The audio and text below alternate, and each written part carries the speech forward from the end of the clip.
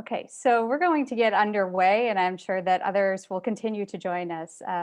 Again, welcome everyone. Good afternoon, good evening from wherever you may be joining us. My name is Marybeth Cheverie, and I work in the Office of Undergraduate Admission at Boston College.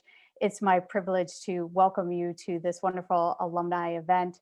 And first and foremost, we want to not only thank you for taking an hour out of your day or evening to spend some time exploring Boston College a little bit further, we also want to share our congratulations with you. For the students admitted to the class of 2025, this has just been an incredible year for so many reasons, and your experiences and incredible work ethic and resilience over the past year has led you to this point. We are thrilled by the prospect of you joining us at Boston College in person, not over Zoom, this fall. So we're delighted to spend this time with you. I'm honored to be joined by 6 Boston College alumni, and they're here to share their experiences with you, answer your specific questions over the course of the next hour. We really want this to kind of be a departure from the data points and probably the tough research that you've been doing to not only navigate your college list, but also really kind of to drill down on why you're applying to specific schools and programs and where you imagine yourself spending the next 4 years. Really want to pivot away and make this more about the personal interactions that I think is so telling of the BC experience, and certainly that it doesn't end in 4 years, that is something that really does form people when they're entering into adulthood, but also remains with them for the rest of their lives and really kind of sets the template for the type of adults that they want to be in career and also in their relationships. And also their attachment and affection for their alma mater. And so without really kind of getting in the way here, I'm really going to serve as a moderator. And what we hope to do for you this afternoon is through the art of conversation, for you to get more of those other pieces of Boston College that may feel intangible right now, and certainly in a Zoom setting, but we hope to make this as personal as possible for you. So not only will our alumni introduce themselves to you in just a moment, we're going to, after the introductions, we're going to start off with some general questions about reflections on their experience at Boston College and the work that they're currently doing. But then we also want to utilize your questions. So this is my not so subtle hint of the Q&A feature, which is at the bottom of your Zoom screen that we are all too familiar with at this point in time. So this is how you'll present your questions for the panel, and we hope to get through as many of them as possible over the next hour. So without further ado, I'm going to ask all of our alumni, we're going to go in alpha order by first name, for alumni to introduce themselves and sharing those important pieces of information such as their name, their class year, their hometown, where they're currently living, and what they studied at Boston College, and if they also have pursued any graduate level work since earning their bachelor's at BC, and the current work that they're doing. So I'm going to hand it over to Claire. I believe that this puts you in the spotlight.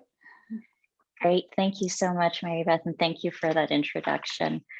So my name's Claire Bronis. I'm originally from Munich, Germany. I attended Munich International School there before moving to Boston for college. I graduated class of 2013 from the Arts and Sciences School with a major in economics and a minor in Chinese. I moved to Seattle in August of 2017, and I've been living here ever since, working at Expedia.com in international tax. I guess that means I'm next. Hi, everyone. My name is Eduardo. I'm originally from San Juan, Puerto Rico. I went to high school there. I went to a Jesuit all-boys school. And I am class of 2017 at BC. I graduated with a major in communications. I'm now living in San Francisco. I've been here for about 4 years now. I moved pretty much right after graduating, and I work for a strategic and financial communications firm called Joel Frank.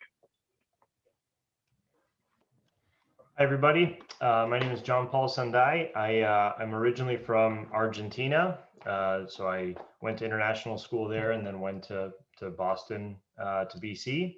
That was my foray into the US. I graduated from the School of Management in 2006. So for now, I'm the oldest one. I think I will remain the oldest one. And I don't know how long they're going to keep inviting me to these, but I'll keep coming. 3 years after school, I worked at a private equity firm called Summit Partners. Then I came out west where I live now in Menlo Park. I came out here for my MBA at Stanford that I graduated that program in 2011. And then after that, I spent a number of years as an executive at venture-backed startups, as is the case when you get to the Bay Area. This is what happens usually. And then after that, went back into investing. And now I'm a partner at Menlo Ventures, and I realize I have my work background, but it looks like a furniture catalog, so I'll leave it. It's better than the real thing.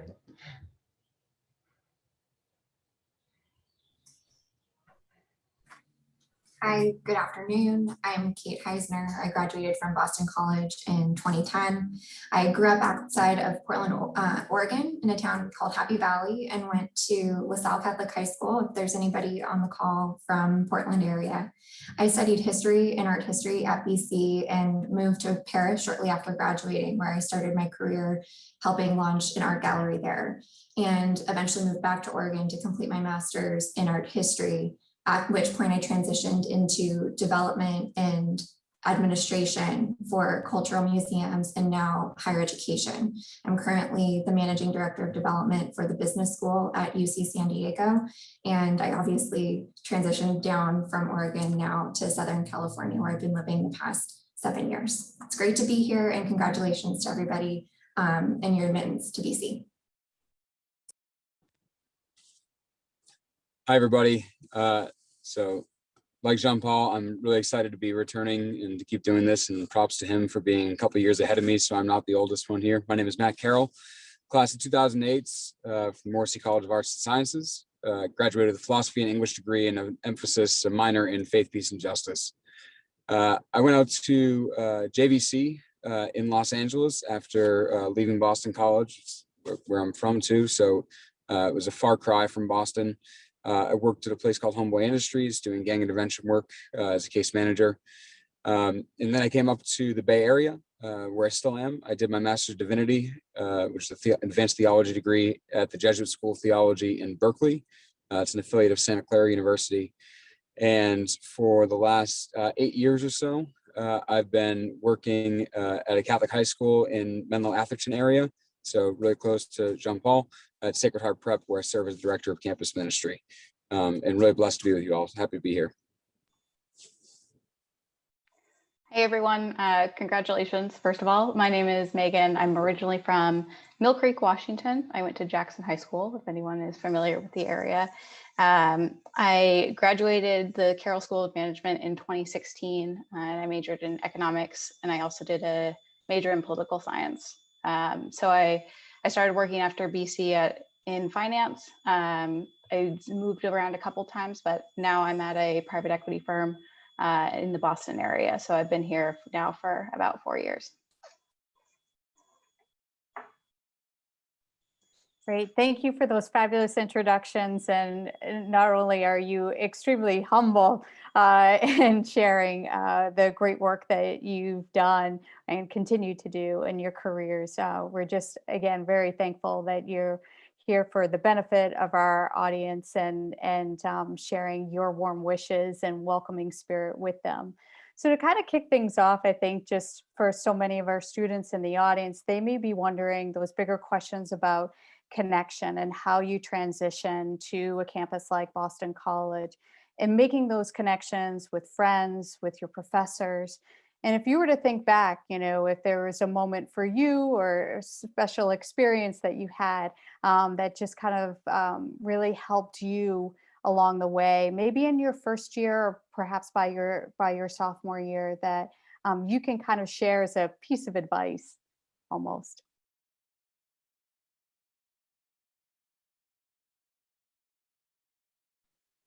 I'm happy to start. Why not? Since I guess I was the most recent one who was at BC. I actually had a pretty tough first year. It was kind of a difficult transition going from really warm weather back home that I was used to the sort of not warm weather of Boston.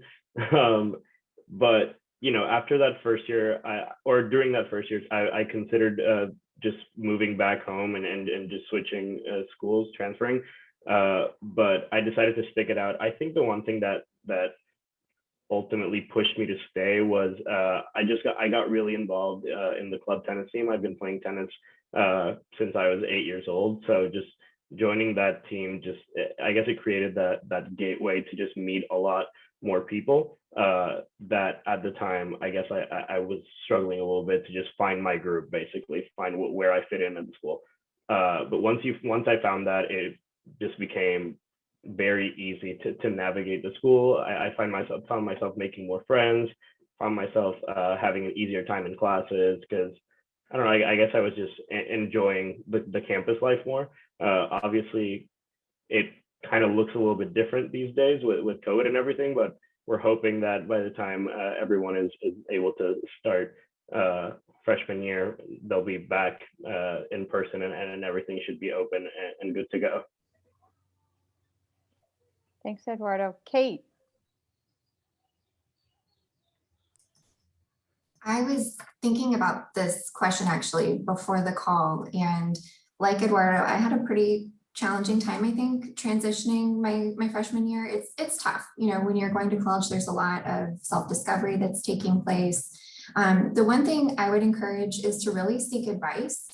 BC has a lot of great systems and programs in place for you to meet people, make friends, meet mentors.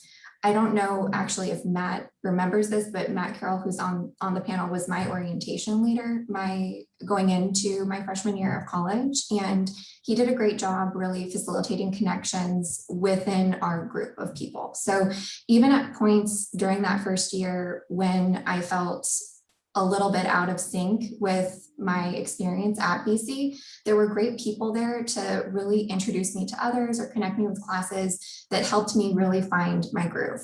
So I think that if you challenge yourself to think a little bit outside the box and also lean into some of the connections and the mechanisms that are at place, you'll really enjoy it. And pretty soon you'll already be graduating and wanting to go back. The only thing I'd add, Kate and Eduardo make great points about just diving into stuff, like lean in, because that's why those things are there. They don't have the clubs just to say they have clubs, like they have it to give people this space and find things that you're interested in. And chances are somebody else who's interested in that is showing up at the same time. And so it's a natural and very organic way to bond with people. But the other thing just to keep in mind, regardless of where you go, BC happens to be, I think from my experience, extraordinarily well equipped to help with this. But anywhere you go, you might think everybody else has it figured out, but you can kind of tell it's rough for everyone. Like everyone's going to be adjusting to this new pace. And the next adjustment after that is when you graduate. You're like, I got bills, I got to figure this out. I got like rent I have to pay and I have to prove income, like all these things that you never had to do in college. But then the same transition happens from high school to college. Like everybody's trying to figure it out. Everybody's freaked out. Nobody's confident. They just look it. So just open up and make sure you just realize that it's not like you're the only one. Great advice. And Matt, please. Yeah. So first, Kate, I do remember you. Thank you. That's such a kind shout out. So thank you for that. I would add that Kate's point about the orientation program, I was really involved with the Office of First Year Experience, and Boston College has, hands down, one of the best FYE programs in the country. And I think that my experience, like echoing what everyone said, was difficult. And I thought it would be easy coming from Boston, going to a college that was closer to my house than my high school. And yet it was still worlds away from what I was used to. But those mentors through the Cornerstone program, through the Courage to Know curriculum, through the first year experience, all these things that are exclusive to first year students was really tremendous. BC's invested heavily over the last 10 years in student formation, really recognizing that the academics are obviously very important, but that psychological period of emerging adulthood, that developmental period of 18 to 22 is huge for everybody. And so they've really put resources in place to ensure that those are there and that people are able to tap into the network and be connected to mentors to help that transition and the transition, you know, from BC and beyond. So I think that that was really tremendous for me. Claire. Sure. And I definitely echo a lot of the sentiments that the other panelists have mentioned. I think, you know, with any large transition in your life, it can be very nerve-wracking, not, you know, going into the unknown. But one thing that I really appreciated about BC, and I still to this day appreciate about BC, is the people that you're surrounded by are very like-minded, and they're all just, you know, everyone's looking to make friends, everyone's looking to find their niche, everyone's looking to, you know, figure out what they want to be studying, what they want to be doing with their life. And I entered BC not knowing anyone else. So that was already an initial sort of, it was a very difficult thing for me to overcome. I was put in a forced triple with two very, very, very different people from myself, one of whom is now my best friend still to this day. My core group of girlfriends they all lived in the same hallway or one floor up in Fitzpatrick, which is one of the dorms. And so I think, you know, with like I said, with any large transition, there's already some sort of fear around that, but just know that, you know, Boston College does a really wonderful job of matching people that you wouldn't necessarily think might make great roommates, and they turn out to be your best friends for life. So I definitely think, you know, trusting in the system and how Boston College does that is very powerful.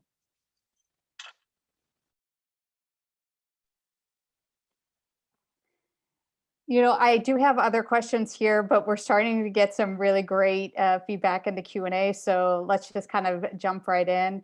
So the first question is, looking back on your BC experience, did it offer every social aspect that you were hoping for? Do you ever feel like not having Greek life? Oh, very important question, especially from our Californians. Do you feel like it impacted your college experience or made it less exciting than, say, what your current friends and coworkers experienced during their undergraduate years?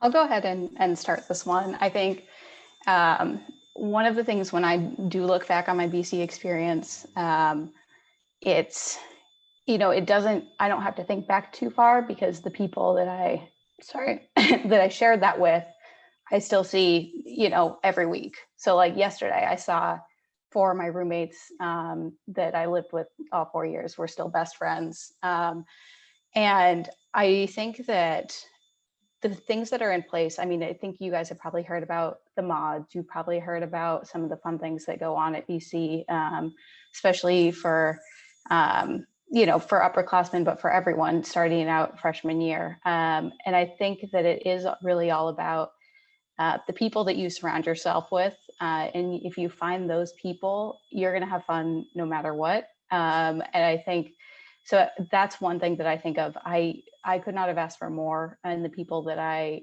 found that I've kind of taken with me through to this point. So that when I look back, that's kind of how I feel.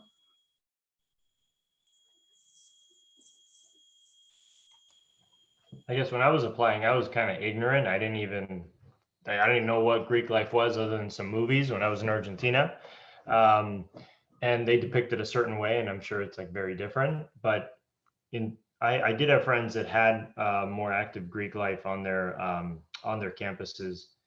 You know, I equate it to like, you know, it's like if you bought a house in like a second vacation house in like this small island in the middle of nowhere. It's awesome when you're there, but every time you have time off, you only want to go there because you're like, oh my God, I bought this whole thing. And so it's like you're forced to just go back to the same place over and over again. You really don't like expand a lot. And I found that, you know, it's not like a shortcoming of Greek life, but certainly without it, you're forced to like expand a little bit more. And so your groups of friends are very different. Like you have pockets, I have like distinct pockets of BC friends that, you know, not that big of a class, but they all were friends around different contexts. And I keep in touch with all of those groups in different like text chains and things, because we are, like just into different things, because I'm into a lot of different things, and not your group of friends doesn't have to be into the same exact things you are. And so I'd say it was better because it doesn't also create these like these artificial boundaries around people or groups of people that then become, you know, they just reinforce, right? You probably have that like in high school cliques and things like that. You know, it just does away with all that. So it's very stress-free. I had a lot of friends that came to me, you know, freshman, sophomore year. They were like, do I do it? Do I not? Which one do I pick? And I'm like, I don't know. I don't have to think about this stuff. It's just easy. I just like sign up for the club I like, great. And I have this activity. Okay, I'm going to do that too. It's like, I don't have to put that much effort into it. And I just kind of like let it flow a little bit more easily with people. I'll add a little bit to that because I feel like the sentiment behind that question is just a little bit of concern about, is BC fun? And just to like state that right from the gate, BC is extremely fun. I had a lot of fun over the course of my 4 years. Like Jean-Paul said, there's this sort of expectation with Greek life that that's kind of like the only sort of like party scene, and just not necessarily having Greek life at BC made that you sort of like figured out how to have fun. Just a couple examples that I can think of off the top of my head. I didn't live in Newton my freshman year, but just from all of my friends that did live in Newton, it's almost like it was its own little social cluster, and they all remember it extremely fondly. Even, you know, like I've been out of college 4 years now, and you know, that it still comes up in conversation. There's obviously a lot of clubs. The club sports teams, I want to say, is probably the closest thing we have to Greek life, because it's just like groups of people and they see each other, they become really close friends, and they hang out all the time. Once you're a senior, there's obviously the mods. There's all of these different experiences that BC offers as far as like having a booming social life. And yeah, I wasn't really too concerned about not having that Greek life aspect.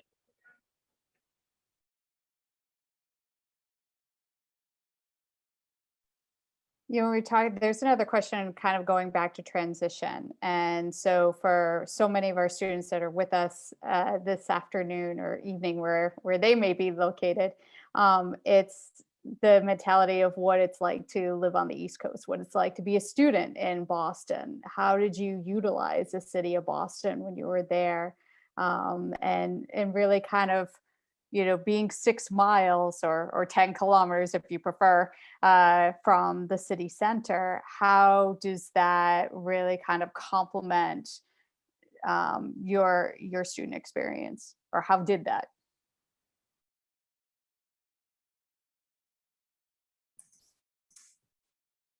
I'm happy to jump in.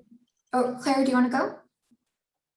Yeah. You know, I think that it's a really excellent set of resources and access to the city that BC has. But the other benefit is that it is 6 miles removed from the city center. And that means that you as a student can take as much or as little advantage of that experience as a student. And for some who are looking for a more campus-focused experience, you will be able to have that. I personally used Boston to a really great extent when I was a student. I was interning at the Museum of Fine Arts. I was working with the Greater Boston Food Bank. So I spent a lot of time in the city, and that was a huge part of my learning experience. So for me, that was a really important component of my education at BC. For some of my roommates though, they really didn't want to tap into going to the city as frequently as I was. So I really think it comes down to, you know, what you're looking for from your experience. And the pro of where Boston College is situated is that you're not in this dense urban environment all the time. You have access to it, but you also have the respite of a somewhat less urban campus. I can't find my words today. And I'll leave it there. Yeah, I echo a lot of what Kate said. You know, the location of Boston College is really quite unique, as she mentioned, in that you can, if you want, go into Boston every single day. But I generally found that for the most part, myself and my roommates included, we found there was really no need to go into the city unless you had an internship, which I did for 2.5 years of college. So 3 days a week, I would take the T in for 6 hours and then come back to campus. But I had plenty of roommates that maybe went in once a month for shopping or for dinner or whatnot. I think another aspect that people don't always realize about Boston is it's a very small city, and it's predominantly a city of other students. And so you will always be surrounded by young people looking to explore the city, but also plenty of students that are just happy to stay on campus and enjoy everything that the campus has to offer. Boston College is also, obviously I'm very biased, but I think it's located in one of the prettiest parts of the city, being slightly removed from the downtown. And so while moving to a new city is certainly exciting, it's also a really wonderful opportunity to explore a very historic, location in the United States.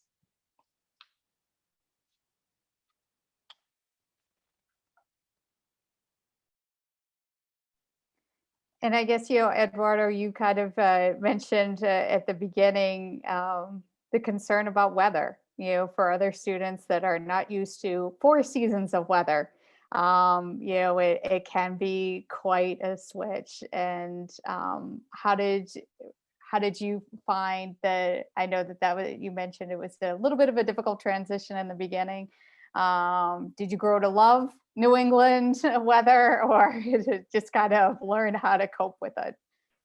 Yeah, no, it was definitely difficult at first. I'm not gonna lie. I will say just get a good coat. Like the second I got a good coat, everything just sort of started feeling a lot easier to manage. Just invest in that expensive coat if you can, and then after that, just like enjoy it. Enjoy the snow days. Enjoy like the seasons. Like look at the trees, all that stuff. Like I hated the cold weather at first, and now I've grown to love it. It's like you said, it was a stark transition going from somewhere where like it's pretty much summer 12 months of the year to a city that experiences all 4 seasons throughout the year. But you just learn to appreciate it, and just like the weather shouldn't be the deciding factor in whether you go to a college or not. For me, it sort of became like this factor to deal with pretty much, but it wasn't like the most important one.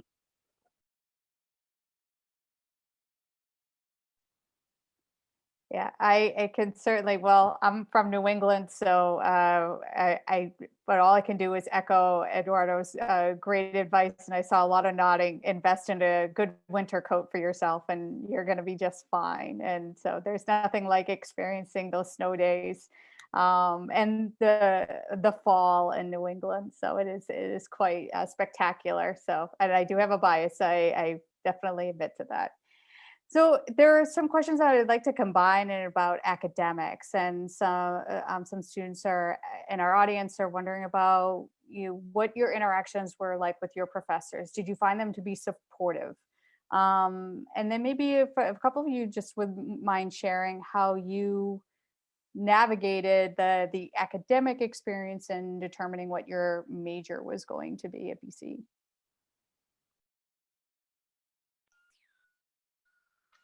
I'll kick this one off. One important thing to note about my personal experience at BC was that I was a student athlete. So I was on the softball team for all 4 years that I attended BC, which meant, among many other things, that I had to have a very cooperative relationship with my professors, because there were times that I was going to miss class or had to reschedule an exam or needed extra help because, maybe I hadn't been able to be there for the class before. So overwhelmingly, the support that I received, I honestly, because I would go in nervous that this was going to throw off their whole week. And it really was incredible. I didn't have a single bad experience with the professor in terms of that. And then finally, just I want to highlight one professor who I had for Portico, which is the introductory course at CSOM. And I had Amy Lacombe, and she was amazing. I ended up coming back and being her TA senior year, but she was kind of one of those relationships that I kind of built on throughout my 4 years, always keeping in touch. And I don't have, enough good words to say.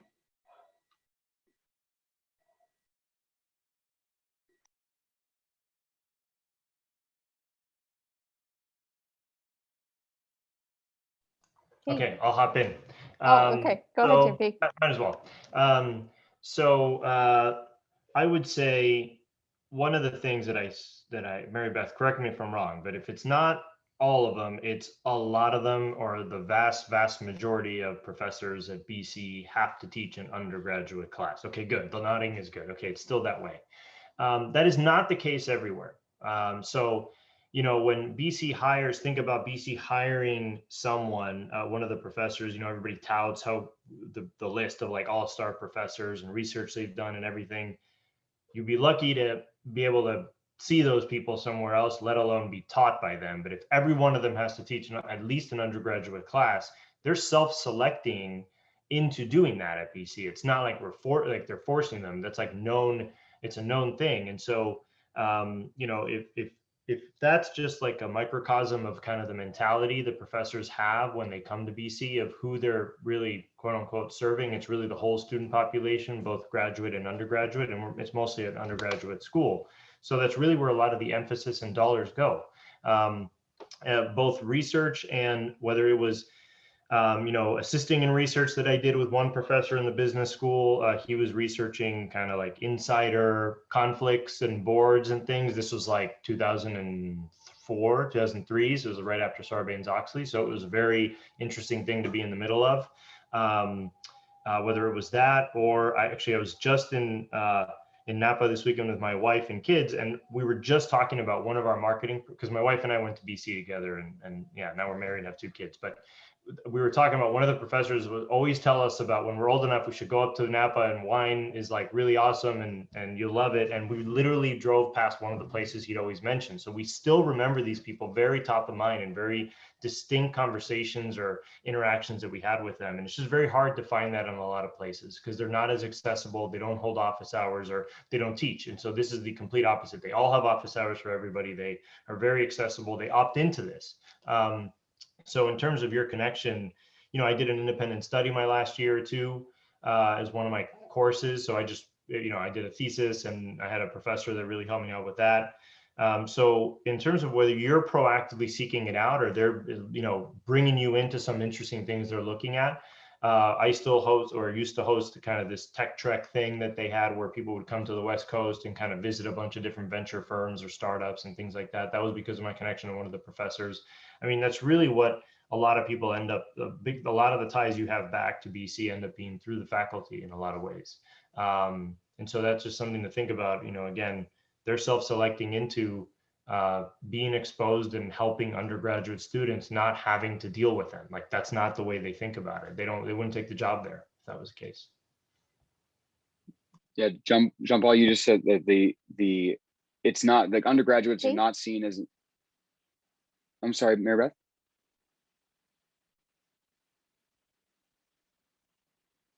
Can't tell if people can hear me. We got you. Go ahead. Okay, sorry. I was just going to emphasize that professors don't look, like that you are, like, they are there not only to do their research, not only to teach about their area of expertise, but they are there to mentor and they are there to form relationships. And that is something really unique at undergraduate institutions. And it's a hallmark of liberal arts. It's a hallmark of Boston College. And I think that if you talk to a lot of alumni, community is something that is so celebrated, but it does not just stop with the student body. That the community is really, really felt. Like, I'm at my wedding this summer, I'm going to have half a dozen professors from Boston College that will be there, and it's because of the relationships that we have maintained and the important role that they have, really enthusiastically taken in my life.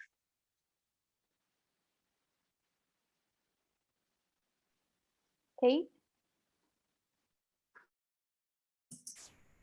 Yeah, I think many of the comments that have been shared, I would just reinforce. And I think the one thing I'll add is that I think some of the students on the call might be thinking about how to navigate, what types of majors they're going to be selecting and things like that. And look, when I went to college, I was all over the place my freshman year. I really had no idea what I wanted to study. And it took me about 1.5 years to figure that out. And I think that one thing that BC has that helps with that is a core curriculum where you're exposed to a lot of different areas of the university's courses and types of courses, from liberal arts to finance. So, I think that one of the standout moments for me when I'm thinking about faculty connection to that is that it really was one of my professors for an elective that helped guide me to my eventual major. And I just share that with all of you who might be thinking about what that process looks like and your level of comfort in access to faculty. I think one of the things that JP said and how faculty are opting in to teaching undergrads, that's not something that you have at a lot of other universities. I can attest to that working in higher education. And it's a very valuable component, both of the experience overall, but also for you, a resource that will help you in determining some of the things that you might or might not be interested in. And just to add a little bit to Kate's great point there, I also didn't really know what I wanted to study when I started. I was actually a political science major for the first 2 years at BC, and then I switched into communications at the beginning of junior year, and that really kind of like dovetails nicely into that first question about access to professors and how helpful they were over the course of your 4 years. When you're starting a major from scratch on your 3rd year of college, you have half the time to complete the same amount of credits. And I found that the professors were extremely available, helpful, flexible, and helping me find a way to make it work, basically, to be able to finish my major in time and graduate in 4 years. And yeah, another piece of advice that I would say is use those office hours. John Paul mentioned that part a little bit, but yeah, just use it. As someone who did not use them, I maybe went like 5 times over the course of my 4 years. They're there for a reason. It's an extremely helpful resource. You get to know your professors, and these are the people that are grading your papers. These are the people that the more you get to know, the better it will be. You don't lose anything other than like 10-15 minutes of your time. But just go there, talk to them, ask any questions, and chances are you're going to see a marked improvement in how you do in that class.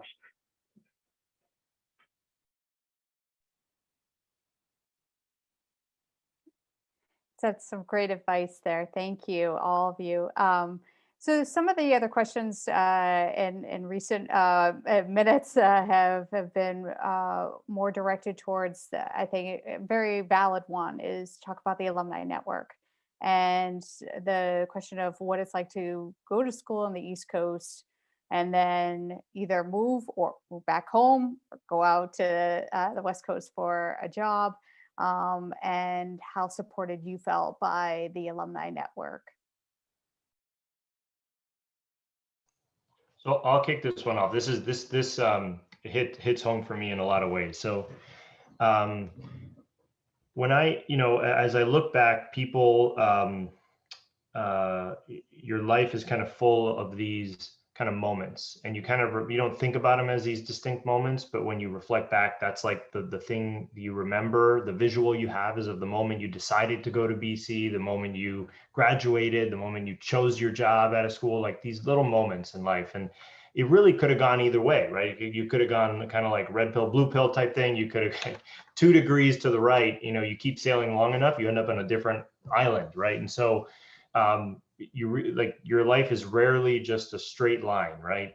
You zig and zag along the way. And it's funny because at every point of change in my life, choosing to go to BC, I got hosted there for a weekend and by someone named Pat Grady, who's a great alum of BC's. He's also here on the West Coast. He works at Sequoia Capital. I stayed with him. And then ironically, we stayed friends after I came to BC. he recruited me into my first job out of BC. So I literally didn't even do the resume drop. He emailed me and said, give me your resume. I'll give it to them. And then that's the job I took at Summit Partners. And then I would always hire BC people when I was there. And then he kind of made me kind of come west to California, because I didn't know anything about California really. I was thinking about going to business school on the East Coast, and he said, you got to come west, just do it. And so he persuaded me to come west, him and one of my other friends who had come west from BC. And then, but at every point, and then Peter Bell is another great alum that we have, and he's also in the venture business. And even when I was thinking about taking a job at a startup, or when I was thinking about taking the job at Menlo, I always consult those people in those moments in my life. I don't actually I have a couple other networks that are pretty highly valuable nowadays, but I go back to that one every time, because it's one of the first decisions where you really finish forming who you are. And it's around these people, and you've kind of selected into a place at BC where men and women for others, ever to excel. You want to chase kind of excellence, but you want to do it with an eye towards other people. And so there's a very big shared value system that exists there. And so when you have those critical moments in your life, you want to be advised by the people who share the values the most with you. And it tends to be, and I didn't do this consciously, it's like sometimes they came to me and offered me the jobs, but other times they have nothing to do with what I'm trying to decide, but I always call them. And so whether it's them being accessible, again, like me as an alum trying to reach out and recruit people, or me being recruited in the past, or me just seeking out another, voice or sounding board for me, I kind of go back to the same well, and it's a pretty deep and great well.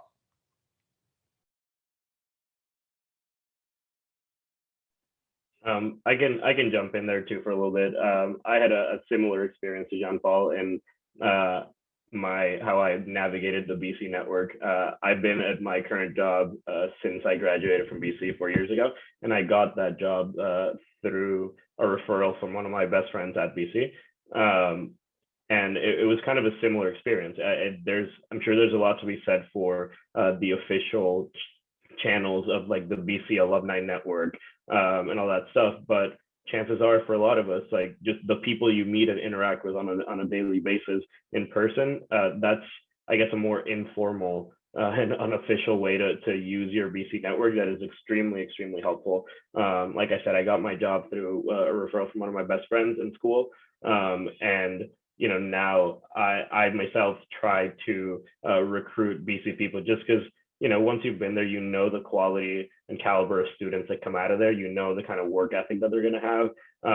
And, like you form relationships with your professors too, and they can start referring people that you can then sort of like pay it forward. And that's the way that the BC Alumni Network kind of keeps itself going, keeps the wheel turning. And I don't have, like anything but positive things to say. Yeah, I'll jump in there as well. I had a very similar experience of feeling very supported during college and after college and finding a job. I utilized the Boston College Career Center quite a lot my last 2 years of college. They have really great people there that are there to help you with your resume, connect you with other alumni.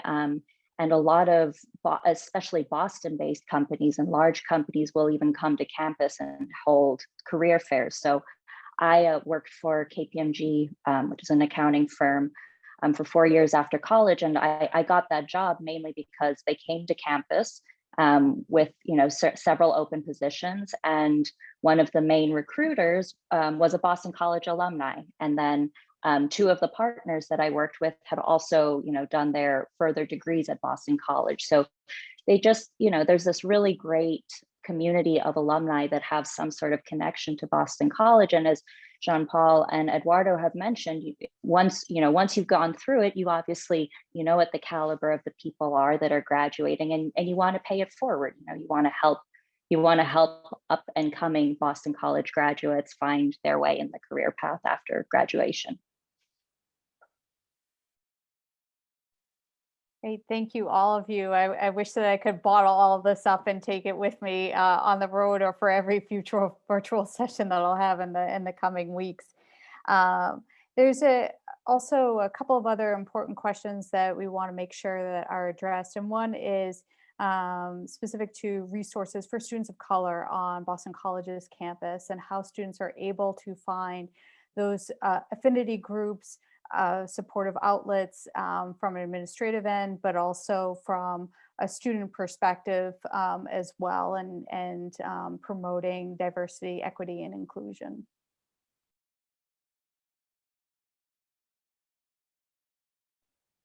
I guess I'll start here again.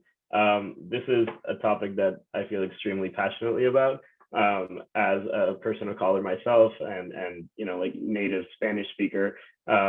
I felt not uncomfortable, but just let's say that I was concerned about going to BC. There's obviously anywhere you go, brown, Black, Asian people are going to be a minority.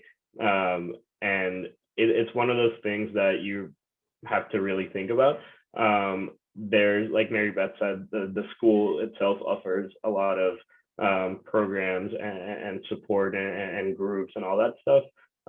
But if I could just impart one piece of advice, it would be just going back to finding your group. The biggest source of support for me was to befriend people who look like me and talk like me, and just spending all 4 years with them, where there are certain things that you just will never feel comfortable speaking to, I guess, institutional figures about, and that's okay. That's why you have your friends, it's a different kind of support system. I know I'm sort of like going off script a little bit here. And I'm sure Marybeth can speak to the more institutional forms of support that the school offers. I know there's a HANA, and then there's a number of other resources available. But yeah, just I would say find your group of people, and that would be probably the most invaluable source of support that you're going to find.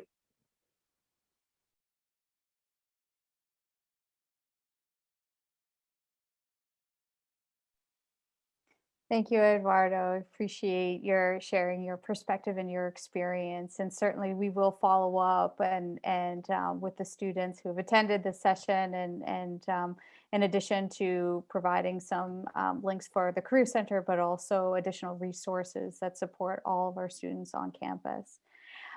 There was actually a question directed towards Matt about philosophy, but I also felt like this could be a nice springboard to talk about mission.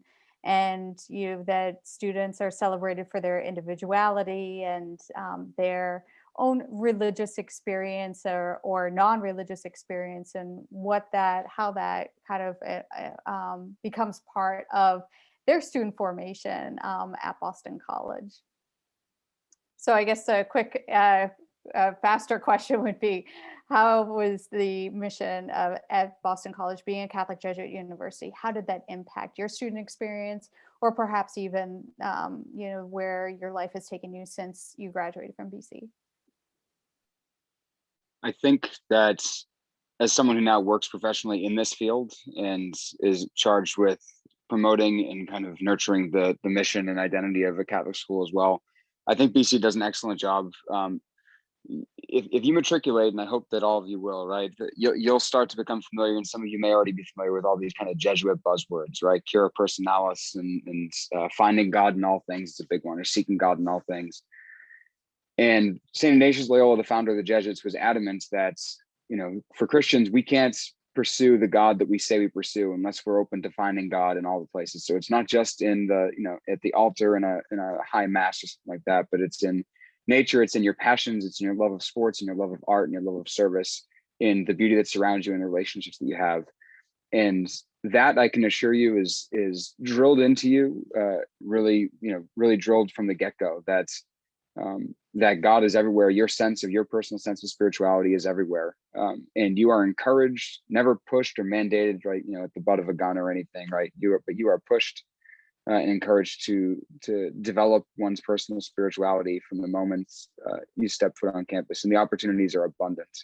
I mentioned earlier all the various resources that BC has put in, and I think it also, that emphasis speaks to some of the other questions that I saw in the chat. A lot of questions about you know, how to get like kind of perfect grades and GPA, and BC would encourage you certainly to like, hey, pursue academic excellence. Absolutely, right? So like, you know, the Magis is all about striving for the more. But I think that your advisors and professors would be the first ones to tell you also, like, there's so much more than the 4.0, and there's so much more than the Dean's List, and there's so much more than straight A's and perfect grades. And if that's all that we're getting out of the college experience, then BC is not doing it right. And I think they would encourage you to look beyond that as well.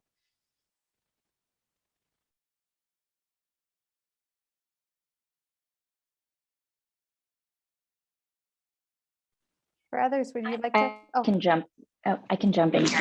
I was going to say I'm not religious, and part of my trepidation originally at coming to Boston College was, would that be an issue of, you know, attending a Jesuit university, having not grown up religious, and I found that it was by no means an issue. I was always encouraged, but never, similar to what Matt's saying, never forced to attend Mass or, you know, find my religious path. Having said that, some of my favorite courses during my time at BC were theology classes. I think back very fondly on two courses that I took with Father Himes in the theology department, and just the wisdom and just the absolute wisdom that you get from some of these professors, while at the same time, you know, hearing how humble they are despite all of, you know, everything that they've achieved,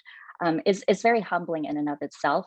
And I would say for, you know, any of the participants that are concerned or worried that, you know, if you're not religious, it will be difficult to attend a, you know, a Jesuit university, I would say that's never been a problem. And more than anything, Boston College fosters such a wonderful sense of community, that I always felt very, very included, and very supported through that aspect.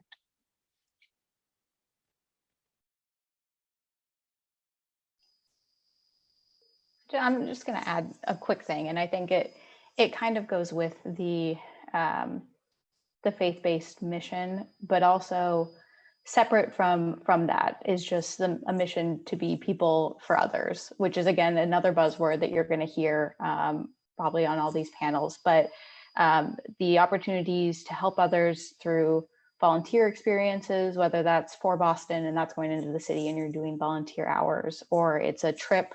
I attended Jamaica Magis, and it was a trip to Jamaica.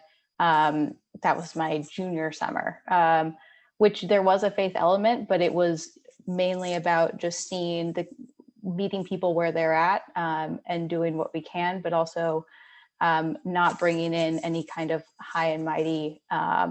We're all just people, and that's where we stand.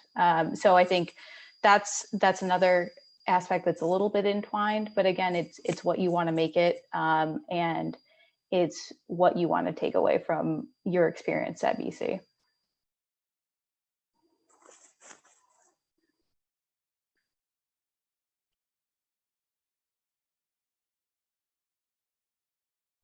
Maybe just some advice, you know, to just kind of close out that I did see a couple questions surrounding how did you find your internships, and maybe we don't need to get into the weeds of that, but maybe based on your professional experience, are there things that you really saw as being really important part of your BC experience that prepared you for either applying for internships and job opportunities or graduate school that you would like to share with our admitted students, and reminders of things that they need to look for themselves during their undergraduate years?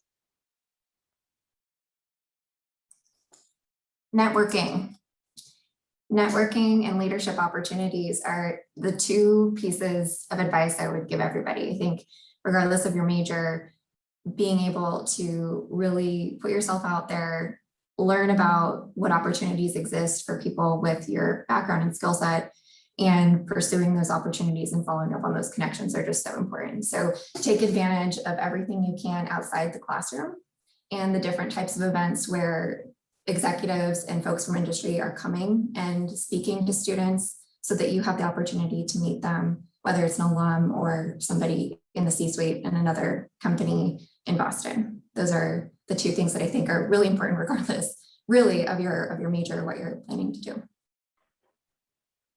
Another thing I'd add too is I think there's a lot of pressure that we put on ourselves when we're at BC, just because you're seeing a lot of your friends and people around you, find jobs and find internships, and that it comes from the fact that everyone at BC they're very high achievers. Everyone's incredibly smart. You have your entire class is pretty much going to be your peers. And that's one of the things I found difficult during my transition from high school. And in high school, you are, like top 10, top 15 in your class, extremely high achiever. And then you go from that to an entire class of people who are just like you, the top 10% of their class and everything. And, so you're going to feel that pressure of finding the internship and finding the job.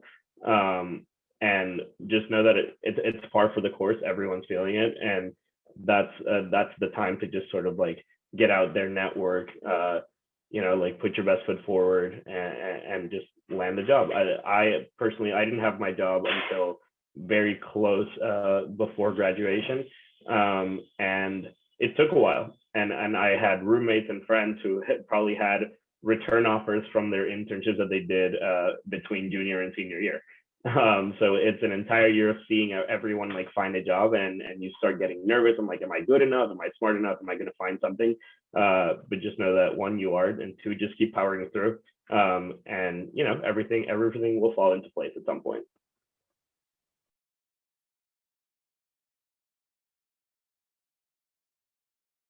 I just say also don't be shy. Like there's a lot of people that are just shy about sending an alum an email. I love getting them. I answer every single one. I don't get as many as I'd like, but that's okay. Nobody has to like me, but I definitely appreciate that, because you appreciate that wasn't like, oh, I'll just send this person an email. They probably thought about it. They probably slept on it. They probably didn't know how to write it to reach out to you. Just go for it. Like very few times in life are you going to really regret that. If it's something that's really calling, that person or where they work is really calling at you. When I was there, the recruiting scene was fantastic, but it was not as robust as it is today. That's for sure, from what I've seen. And so I actually did a lot of my own outreach to a lot of, I thought I'd go into consulting after school, but they didn't really recruit very heavily at the time at BC. So I just cold emailed all of them. And so that ended up, I ended up getting an internship at Accenture, and then eventually went a different route full-time. But I literally just emailed all of them myself, and that actually opened a lot of doors to people like interviewing. They interviewed me and a couple of my friends who were also doing that, and then they start recruiting now, because like somebody's got to do it, somebody's got to break the ice, and so now that road's been paved. That now is a lot easier when you're there, and so take advantage of that though. Alumni really work really hard to do really well in their careers, and again, ever to excel, men and women for others. Those are the things, those are the pillars of BC. And I think the second one's very important, because it's also in service of people who don't have resources, but also in people who are in our shoes. Like, why wouldn't we want to help them? So be bold, be brave. Don't hesitate to do those things. Like, we really do welcome it. Like, we're not all here because like we don't like the place. We obviously love it and we do a lot for it. And there's many more than just us. That's for sure. So that's what I'd encourage you. And then also probably the last thing I'd say is, you're not going to get a lot of summers back in your life. Try to enjoy them too, if you can, doing something you genuinely like. And if you can't find something, first and second year, don't just do an internship, do an internship. Just don't do anything. Just think. Like, you got to figure yourself out first. Like, you're learning what you're really going to be passionate about. We're probably learning what you're good at, and you end up being passionate about what you're good at. So try different things and figure it out during school. Take leadership opportunities, like Kate said. That's a huge deal. That taught me a lot.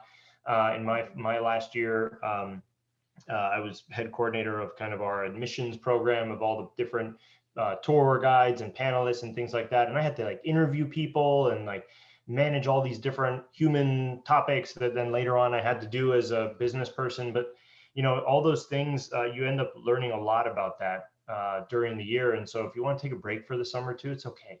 You don't have to just like consistently like push the envelope, overachieve, because when you show up, like people just want an awesome, really well-rounded person to join their organization, whatever that is after school. And if like you're just so methodical and robotic and thought out, life zigs and zags. Like everybody tells the story like it's a nice straight line, but like, you know, pinch, pinch, pinch, zoom in enough, and it's all this squiggly lines and zigging and zagging along the way. And so it's okay. Just, you know, again, like be genuine in your interest, but like Eduardo gave great advice. Like don't get intimidated by the people around you either. Cause yeah, people are go-getters, but be go-getter in what you really want to do. And then again, be bold, be brave. Over the course of your BC time, you'll have roughly 120 to 130 weekends. You'll have 24 football games or so. You'll have, you know, about 80 or so basketball games. All those things are great, and I had a great time at all those things. But I think the bit that I would add on, and such great advice has been given, I would add this to on top of it, not in contrast to any of it, is that don't be afraid to like take that weekend to go on a retreat, or take that spring break to go on a service trip, or to miss, you know, that, you know, one of the 130 weekends you'll have for parties to go to your roommates, you know, grandparents' house or whatever for, you know, the holiday weekends. FOMO is a normal thing. It's especially super normal now, like as we all like have access to what we're all doing at all times. But there's always another weekend to go to a party. There's always another football game to watch. Those things will repeat, but singular moments like certain retreats and certain immersion opportunities, things that you cannot and won't be able to repeat or replicate as an adult, that are unique to that experience as an undergraduate, embrace those and know that as much as you missed out on whatever crazy thing happened at a party, like you have another weekend, the next one coming up, and someone else missed out on a really unique opportunity that you would have taken advantage of.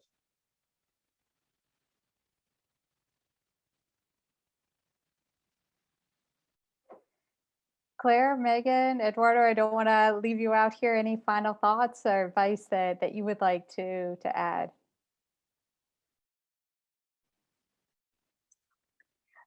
I think, you know, the other panelists have already said a lot of it, but just enjoy every moment that you're there. You know, it's only 4 years, and there's a lot to learn. There's a lot to gain from it. There's lifelong friendships to make, and just, you know, enjoy it all. And I'm very jealous of all of the admitted students that are getting to do this for the next 4 years.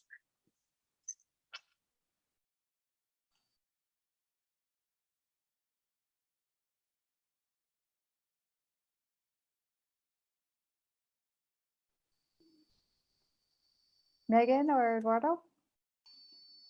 Yeah, I would just say, as you're kind of thinking about where you want to spend your next 4 years, I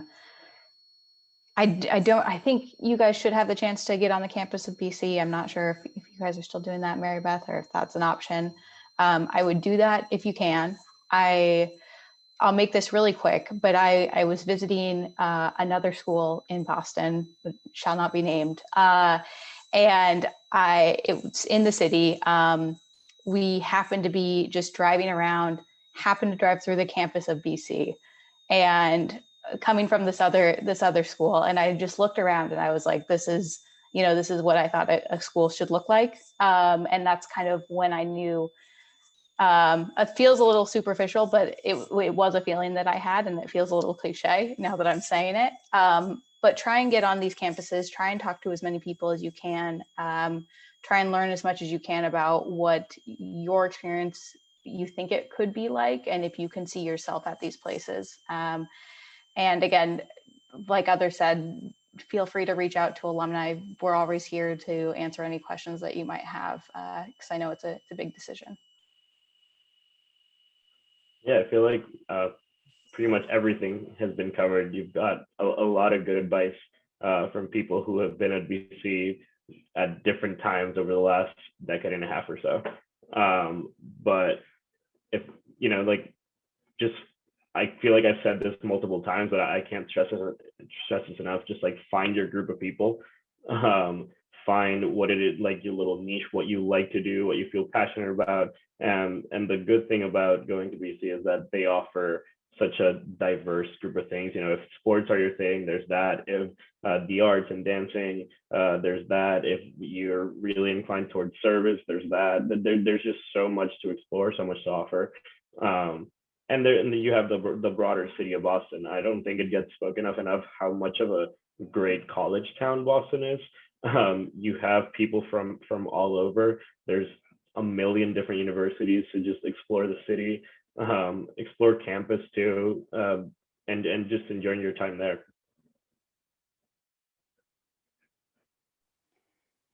Thank you all for your wonderful remarks, your authenticity and sharing what your experiences were like and the things that really stood out to you when where you place value and the people that you met during your undergraduate years and how that's also led you to make the decisions you've made professionally and of course personally. I'm just really so grateful, as we all are, to hear your reflections this afternoon. So as we wrap up our session, I will follow up with our students in the audience by tomorrow and send you some additional resources that you may be interested in exploring a bit further. But just also want to share our sincere thanks as part of the Boston College community for their students and parents in the audience this afternoon. That thank you for spending this time with us and giving us such great questions to answer for you. So good luck in the coming weeks. Please be in touch with us if we can be of any assistance at all. Marybeth, can I say one thing? Yes, please. Yes. I actually want to thank you and Jeff and all the people behind the scenes in the admission office. Like I've known Marybeth and Jeff for almost 20 years.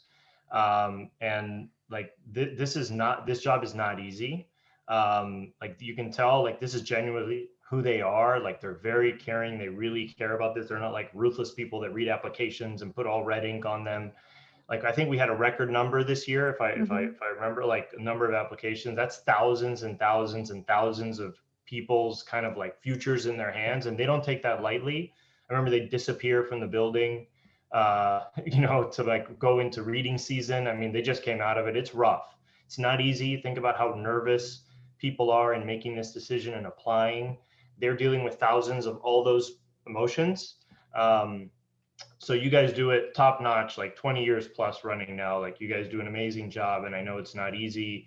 Like you thank us a lot, but like we do this very graciously because you guys, we've come a very long way at BC over the years and decades, but like you guys just keep like raising the bar and we really appreciate that. Thanks so much. That's extraordinarily kind. And we remain grateful.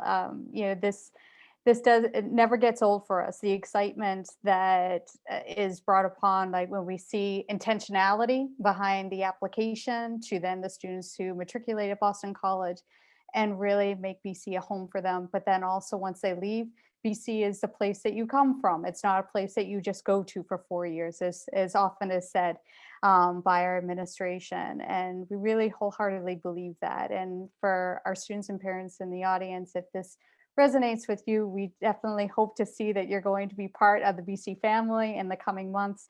Again, thank you, all of you, for spending part of your day with us. Take care and good luck as you make your decision. Thank you.